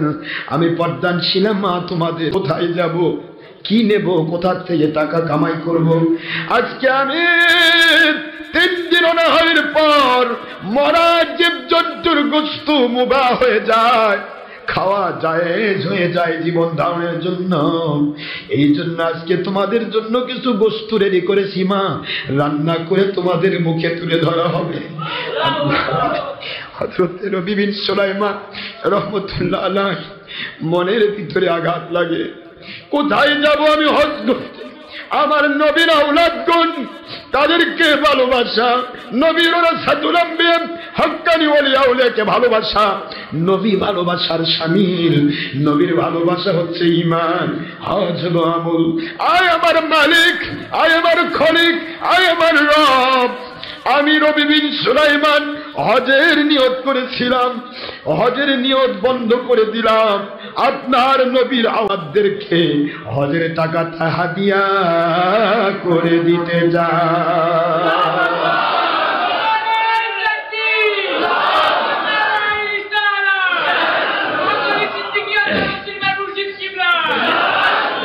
হজের টাকা আমি হাদিয়া করে দিতে চাই। হজ যদি আল্লাহ আপনি দয়া করেন সময় মাফিক আবার করার সুযোগ পাবো, কিন্তু এই আপনার নবীজির আওলাদগণ, আপনার নবীর ওয়ারিসগণ তারা না খেয়ে থাকবে, আমি হজ করব, এটা আমার বিবেক মেনে নেয় না। আমার আল্লাহ, আমি নিয়তটা বাতিল করে ফেললাম।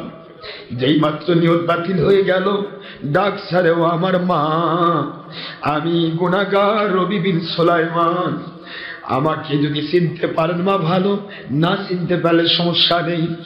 আমার জীবনে আমার 650 দিরহাম, মতান্তরে 600 দিরহাম টাকা, এগুলি আমার জীবনের একটা পাথেও আমার আম্মা, আমি আওলাদে রাসূলদেরকে হাদিয়া করে দিতে চাই। আওলাদে রাসূলদেরকে হাদিয়া। ভিতর থেকে আওয়াজ আসে, হাদিয়া আমার নবীর সুন্নাত, হাদিয়া যদি কাউকে দেয় সুন্নাত আদায় হয়। মান তামাসসাকা বিসুন্নতি ইনদা ফাসাদি উম্মতি ফালাহু আজরু মিয়াতি শাহীদিন আও কামা ক্বালা রাসূলুল্লাহ সাল্লাল্লাহু আলাইহি সাল্লাম। দুনিয়ার মানুষ যদি একজন আরেকজনকে হাদিয়া করে, হাদিয়া দেওয়া সুন্নাত, হাদিয়া নেওয়া সুন্নাত, একটা সুন্নাত 100 শহীদের মর্যাদা। নবীর সুন্নাত পালনের জন্য হাদিয়া গ্রহণ করতে আমাদের কোনো আপত্তি নাই।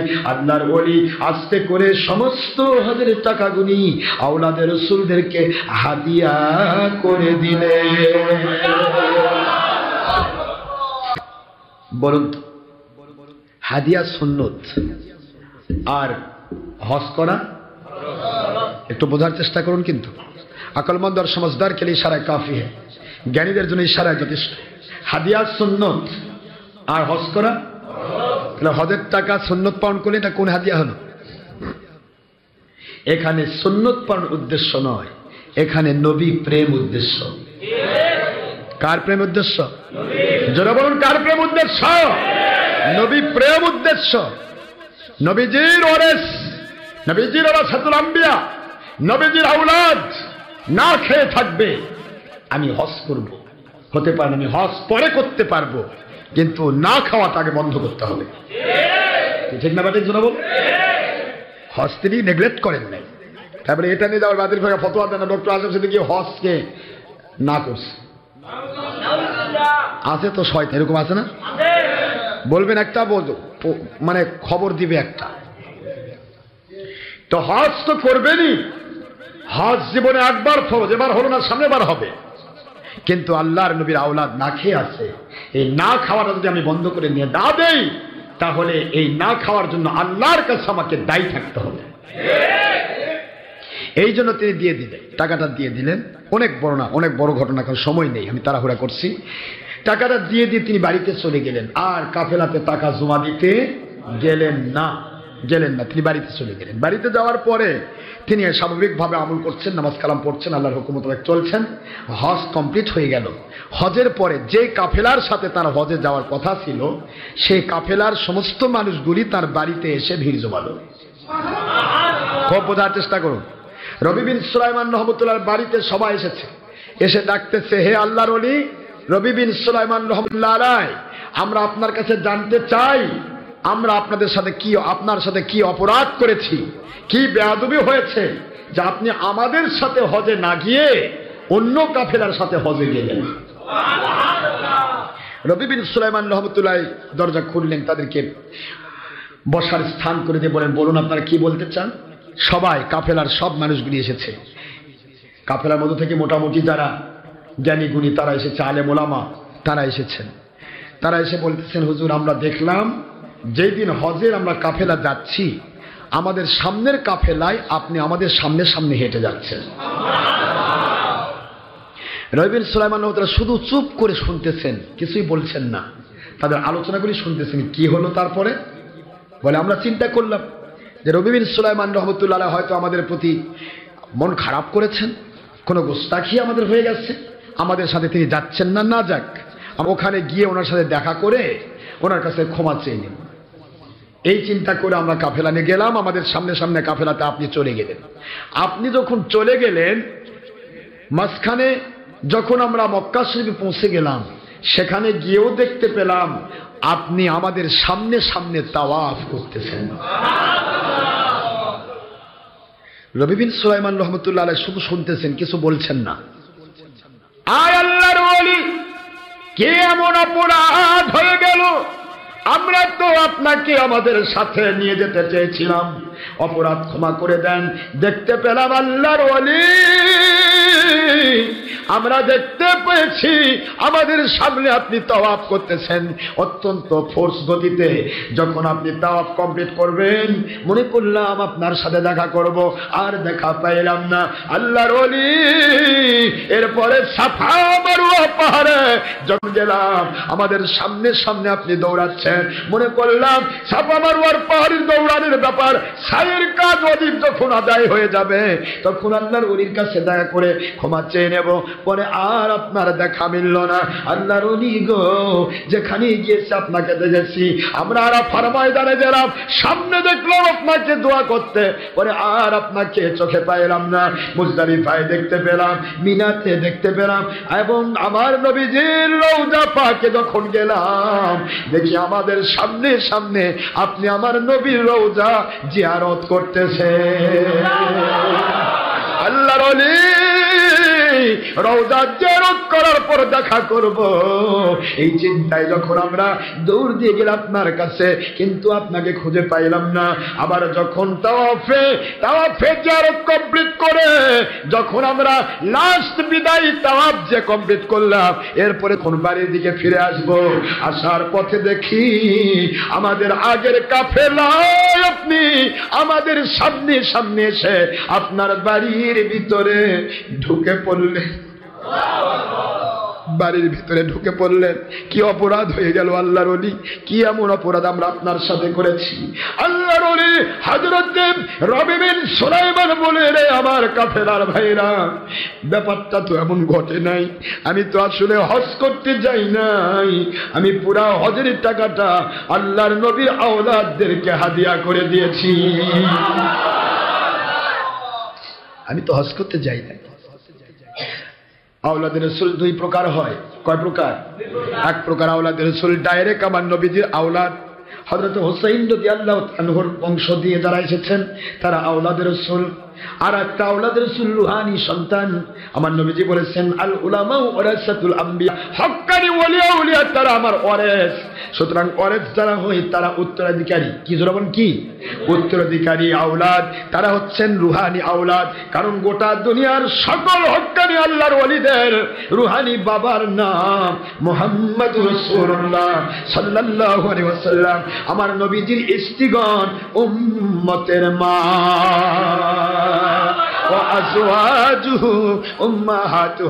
নবীর স্ত্রীগণ উম্মতের মা। কোরআন শরীফের সূরা আযাবের 6 নম্বর আয়াত আল্লাহ বললেন নবীর স্ত্রী উম্মতের মা, আর নবী হচ্ছে তোমাদের রুহানি বাবা। আওলাদের রাসূল দুই প্রকার, এক প্রকার জিসমানি আওলাদ, আরেক প্রকার রুহানি আওলাদ। জিসমানি আওলাদ যারা তারা হুসাইন আলাইহিস সালামের বংশধর, আর রুহানি আওলাদ যারা তারা হচ্ছেন হক্কানি আল্লাহর ওলিরা। আওলাদে ওলিদের আওলাদের রাসূলদের মর্যাদা কতটুকু আল্লাহ পাক দান করেছেন। এই জন্য নবীজি বলেছেন, কোন হক্কানি ওলির চেহারার দিকে যদি কেউ তাকায়, সেজন্য আমি নবীর চেহারা দেখতে পাই, তাদের জীবনের সগীরা গুনাহগুলি মাফ হয়ে যায়। এটা কেন?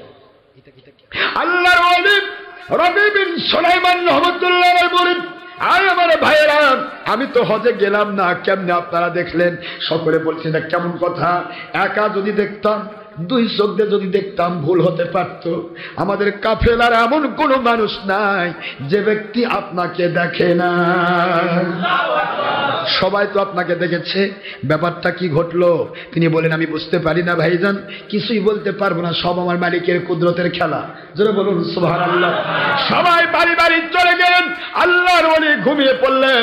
রবি বিন সুলাইমান রাহমাতুল্লাহ আলাইহি বলেন, আল্লাহর কসম করে বলি রে, রাতের অন্ধকারে আমার কুড়ে ঘরটা নূরের আলোতে আলোময় হয়ে যায়।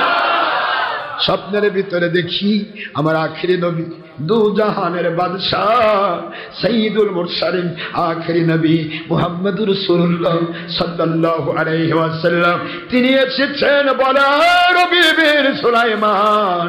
আর কত মানুষ আপনাকে হজের সংবাদ দিলে আপনি বিশ্বাস করবেন এবারের হজ আমার আল্লাহ আপনার কবুল করে নিয়েছে। আর কত মানুষ আপনাকে খবর দিতে হবে। আই নবী বীর সুলাইমান, লক্ষ্য করে দেখুন, যেই থলের মধ্যে করে আমার আওলাদদেরকে আপনি 600 দিরহাম সোনার রূপার টাকা হাদিয়া করে দিয়েছিলেন, ওই থলেটা আমি আখিরি নবীজির হাতে। নবী বিন সুলাইমান রাহমাতুল্লাহ আলাইহি বলেন, আমি লক্ষ্য করে দেখলাম যেই থলেতে করে আমি আওলাদে রাসূলদেরকে অর্থ হাদিয়া করে দিয়েছিলাম, ওই থলেটা দু জাহানের বাদশার হাত মুবারকে।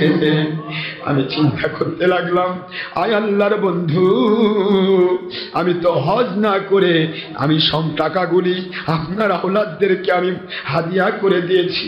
আল্লাহর বন্ধু বলে, নবী বিন সুলাইমান ভালো মেসেজ শুনুন, খবর শুনুন, আপনি যেদিন আমার আওলাদদেরকে নবী প্রেমকে সামনে নিয়ে হজের টাকাগুলি দান করে দিয়েছিলেন, হাদিয়া করে দিয়েছিলেন, ওই দিনই আমার আল্লাহ আপনার শুরুতে একজন রহমতের ফেরেশতা তৈরি করেছেন। ওই রহমতের ফেরেশতা এবারে আপনার শুরুতে হজ করেছেন, সারা জীবন সারা বছর তওয়াফ করবে, উমরা করবে, কিয়ামত পর্যন্ত নবী বিন সুলাইমান রূপী ওই রহমতের ফেরেশতা তাওয়াফ করতে থাকবে, প্রতি বছর হজ উমরা করবে, পুরা হজ উমরা তাওয়াফের সওয়াব আমার আল্লাহ পাক আপনার নামায় আমলে দান করেছে।